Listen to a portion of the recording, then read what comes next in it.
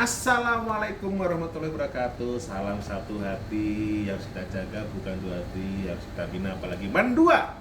Jangan ya. Kalau TRB boleh dua ya. Jadi melanjutkan video kemarin kan ada pertanyaan yang katanya ada beasiswa itu kok banyak menunggu, mana nggak dipanggil lagi ke perusahaan. Nah itu kan kemarin sudah dijelaskan sama yang tiga kan bahwa TRB atau training record book atau dulu CRB, cadet record book itu harus dikerjakan dan harus selesai sebelum turun kapal. Nah, ini ada dua di sini nih, ya. Ini dari Departemen Perhubungan. Ini namanya onboard training record book dari Depbook, ya.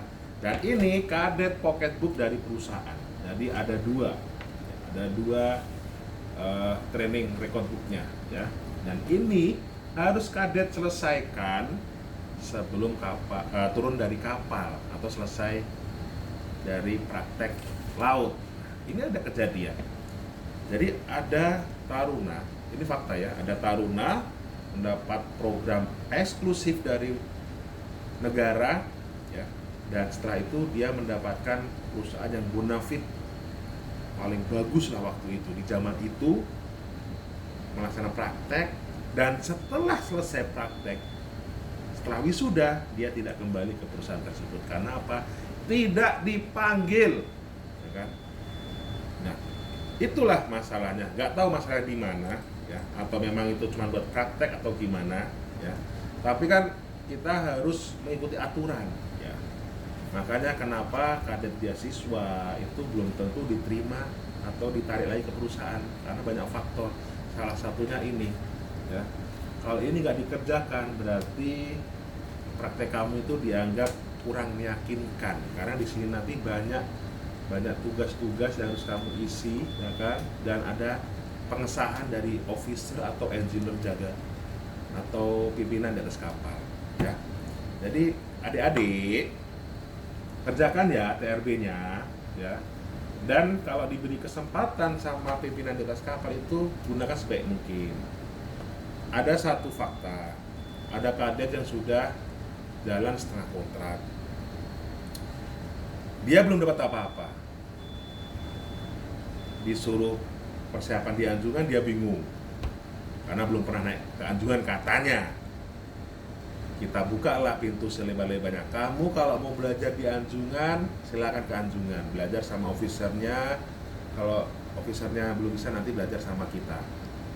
Tapi kenyataannya apa? Berapa kali saya temuin dia asik bermain atau cari hiburan sendiri, bukannya memanfaatkan waktu untuk belajar. Padahal nggak semua perusahaan bagus, nggak semua perusahaan itu officernya, engineer mau ngasih tahu, mau ngajarin kalian. Nah, kalau ada kesempatan kayak gitu, gunakan semaksimal mungkin. Paling tidak kamu tuh udah menguasai kerjaannya Mualim 3 atau masih sempat atau masih 3 di luar ya. Nanti setelah kamu lulus, jangan sampai kamu nol, ya.